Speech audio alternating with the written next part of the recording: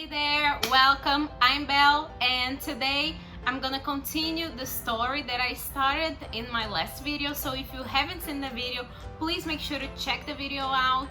It's a little princess. So last week I posted part 1 and now we're going to part 2.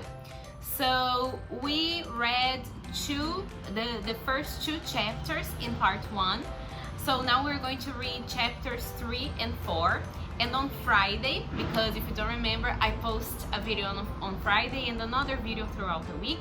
So on Friday, I'm gonna be finishing the book with chapters 5 and 6. So yeah, without further ado, let's go right into the video. So now we're going to start chapter 3. It's called The New Servant Girl. That evening, in the little attic room, Sarah sat on the bed in her old black dress. She did not cry, but her face was white, and she did not move or speak for hours. Late at night, the door opened quietly, and Becky looked in. Her eyes were red from crying. "Oh, miss," she said, "all the servants are talking about it. I'm so sorry, so sorry." She looked at Sarah's white face and began to cry again. Then she ran to Sarah and took her hand. At last, Sarah moved. Slowly, she turned her head and looked at Becky. "Oh, Becky," she said. And that was all. The first night in the attic was very long. Sarah did not sleep. "Father is dead," she whispered again and again. "Father is dead. I'm never going to see him again." The next morning, Sarah's new life began. She learned to clean the floors and to make fires. She ran upstairs and downstairs. She worked in the kitchen. The cook was a big woman with a red, angry face. "So," she said, "the little rich girl with the diamond mines is now a servant?" She looked at Sarah. "Now I'm making apple pies in the morning. Run down to the shops and get me some apples, and be quick." So Sarah ran to the shops and carried a big bag of apples back to the house. Then she cleaned the kitchen floor and carried hot water up to all the bedrooms. She worked every day, from early in the morning to late at night. She helped in the school too. "You speak French well," Miss Minchie said to her coldly, "so you can teach French to the younger children. But you're only a servant. Don't forget that." The first months of Sarah's new life were very hard. She was always tired and hungry, but she never cried. At night, in her little attic, she thought about her father, dead in India and all those miles away. "I must be brave," she said. "Father always wanted me to be brave, and I have a bed to sleep in, and something to eat every day. Lots of people don't even have that." At first, Sarah's only friend was Becky. Every day, Becky came into Sarah's room. She did not talk much, but it helped Sarah a lot to see Becky's friendly, smiling face. The girls in the school were sorry for Sarah. But Sarah was a servant now, and they could not be friendly with a servant. Lavinia, of course, was pleased. "I never liked Sarah Crew," she told her friends. "And I was right about the diamonds. There weren't any." Emergard was very unhappy. When she saw Sarah in the school, Sarah walked past her and did not speak.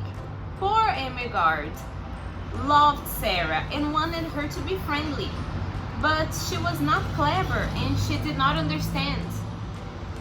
One morning, very early, she got quietly out of bed, went upstairs to the attics and opened Sarah's door. "Emergard," Sarah said, "what are you doing here?" Emergard began to cry. "Oh, Sarah, please tell me, what's the matter? Why don't you like me now?" "I do like you," Sarah said. "Of course I do. But you see, everything's different now. Miss Minchin doesn't want me to talk to the girls. Most of them don't want to talk to me. And I thought perhaps you didn't want to... But I'm your friend, cried Emergard. I'm always going to be your friend, and nobody can stop me. Sarah took Emergard's hand, and she suddenly felt very happy. Perhaps she cried a little too, who can say? There was only one chair, so the two friends sat on the bed. Emergard looked around the attic. Oh, Sarah, how can you live in this room? It's so cold and dirty.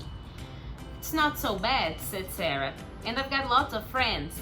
There is Becky in the next room, and come and see. She moved the table under the window, and she and Emergard stood on it and looked out of the window, over the roofs of the houses. In her pocket, Sarah had some small pieces of bread.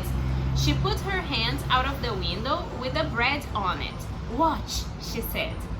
After a minute, a little brown bird flew down to Sarah's hand and began to eat the bread.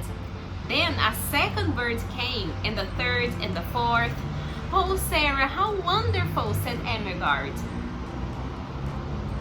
They know I'm their friend, said Sarah, so they're not afraid. Sometimes they come into the room too. Emergard looked across the roof in the next attic window. Who lives in the house? She asked. Nobody, said Sarah sadly. So I never see anybody at the window, and I can only talk to the birds. But one night, 2 or 3 weeks later, Becky came into Sarah's room. She was very excited. Oh, miss, she said, an Indian gentleman is moving to the house next door. Well, he's English, but he lived in India for years and years. And now he's going to live next door.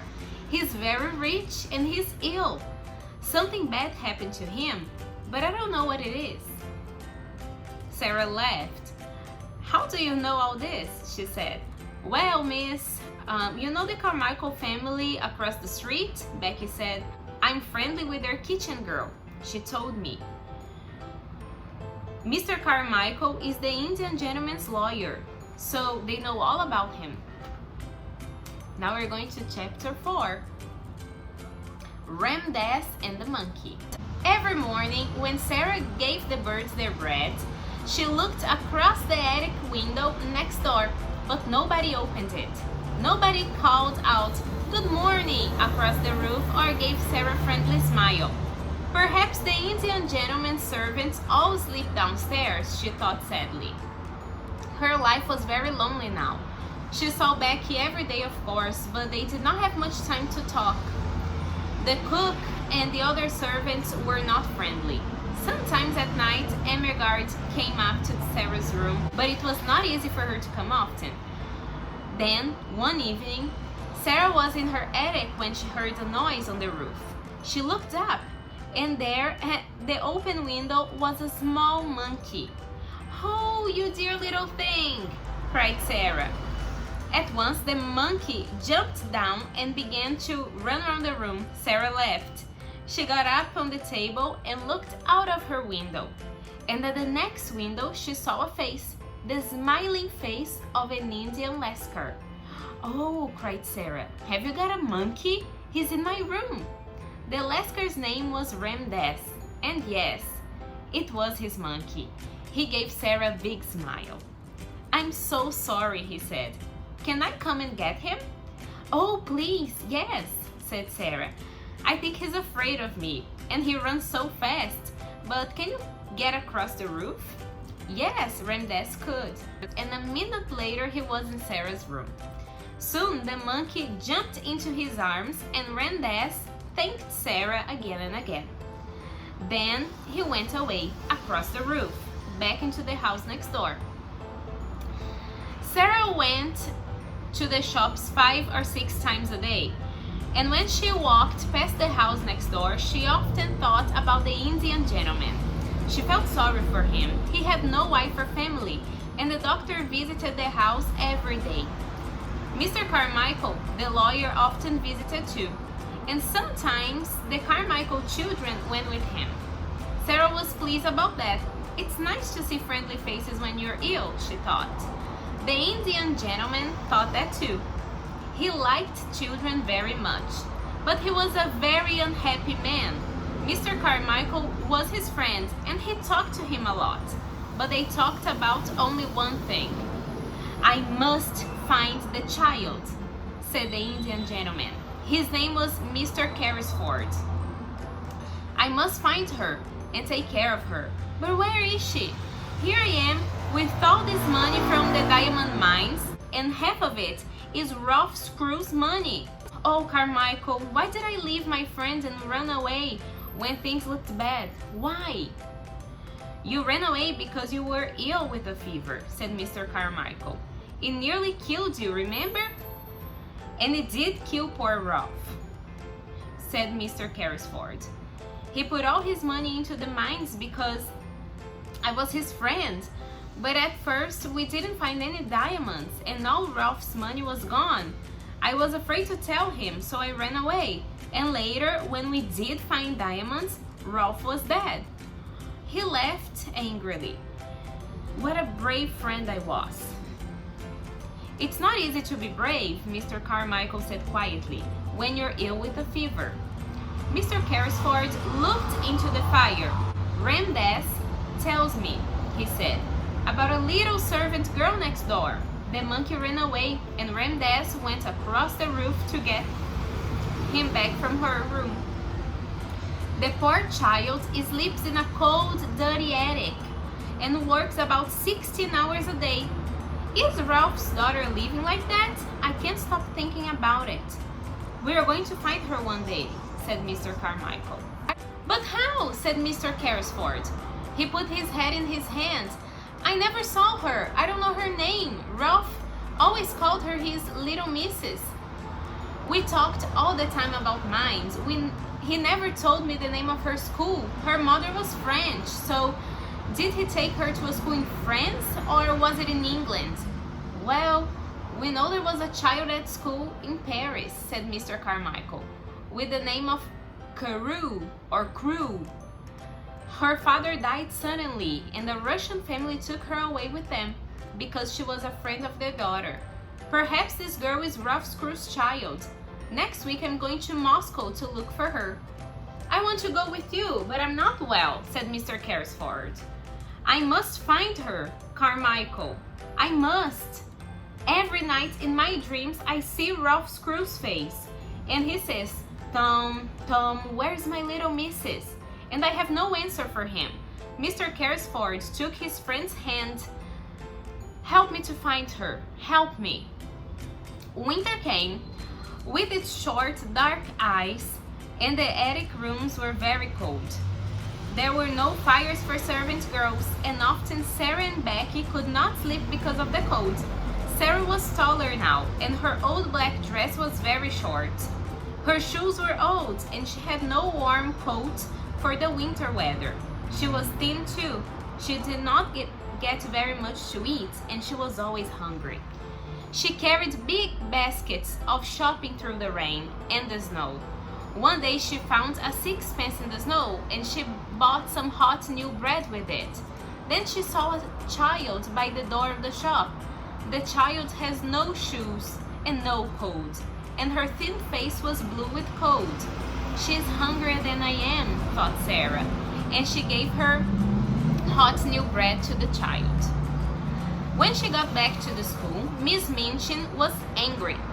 "Cook is waiting for you, Sarah. Why are you so late?" "I can't walk quickly through the snow," said Sarah. "My shoes are old, Miss Minchin, and my feet get very cold." Miss Minchin did not like to hear this. "Don't speak to me like that," she said. "I'm very kind to you. I'm giving you a home, but you never says thank you to me." Sarah looked at her. "You are not kind," she said quietly, "and this is not a home." "Go to your room," said Miss Minchin. On the stairs, Sarah met Lavinia. Lavinia looked at her and gave her a little laugh. "Oh, here's Princess Sarah," she said, in her old dress and her dirty shoes. In the attic, Sarah sat down on the chair by her table. "I must be brave," she whispered. "A princess is always brave, so I must be too, but it's not easy." She put her head down on her arms. "Oh, Father, do you remember your little missus? Can you see me now?" And in the house next door, Mr. Carrisford sat by a warm fire.